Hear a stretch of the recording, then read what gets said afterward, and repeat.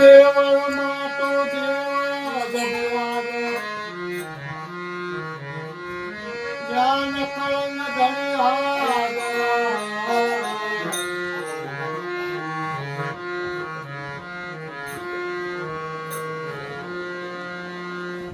દેવળમાં તો દેવ બિરાજે.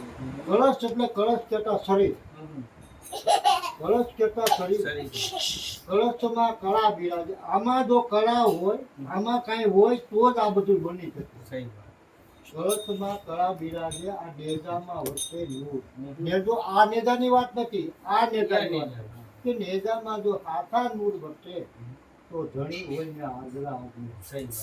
તો આ શરીર છે ને એની અંદર પ્રમાણ હે, પ્રમાણ હે, પ્રમાણ હે. સદા દેખી મને ધણી સાંભળે, દેવળ દેખી દુઃખ જાય.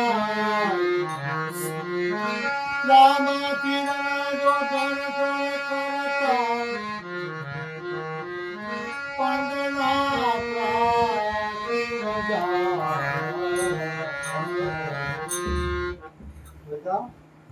પોતાને ધર્મની ધજા પડકારી. ધજા ઉપર તમને ભરોસો હોવો જોઈએ. ધજા દેખીને ધણી સાંભળે અને દેવળ, દેવળ દેખી દુખડા વયા જાય. જો દેવળ એટલે પોતાનામાં વિશ્વાસ હોય તો દુઃખતો વયું જાય.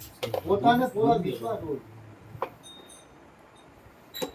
અને ધણી મારો હાજરા હાજર છે. ક્યાંય નથી એવું નથી, ઠેરે ઠેર બેઠો છે, ક્યાંય બારો નથી. તો આને ગોતવા માટે, આનો અનુભવ કરવા માટે સતગુરુની જરૂર પડે. ગુરુ વિના કોઈની જ્ઞાન મળતું નથી. ગુરુ વિના મુક્તિ હોતી નથી. ગુરુ હોય તો જ થઈ શકે. ભલે તમે આ પૂજ્યા હોય, ગમે ત્યાં પૂજ્યા, તો ગુરુ વિના જ્ઞાન નથી. ગુરુ વિના તમારો આ મુક્તિનો માર્ગ. આજ ગુરુ તમને ઠેઠ સુધી પુગાડી ગયું. બીજા કોઈ ભગવાન પાસે પૂગવું હોય તો ગુરુ પાસે જવું પડે, તે પછી ઈશ્વરને મળી શકાય. સાચી વાત. ઈશ્વરને મળવા માટે આપણે ગુરુ પાસે જવું પડે. ગુરુ એટલે કોણ?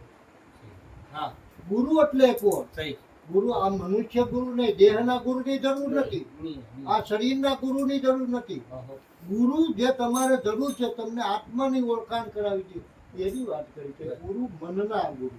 જે આ મન તમારું છે એ મક્કમ કરવા માટે મનના ગુરુની જરૂર છે, શરીરના ગુરુની જરૂર નથી. આ મન જ્યાં સુધી ઘોડા કર્યા કરે છે અને હળિયું કાઢે છે, મનને સ્થિર કરવા માટે મનના ગુરુની જરૂર છે.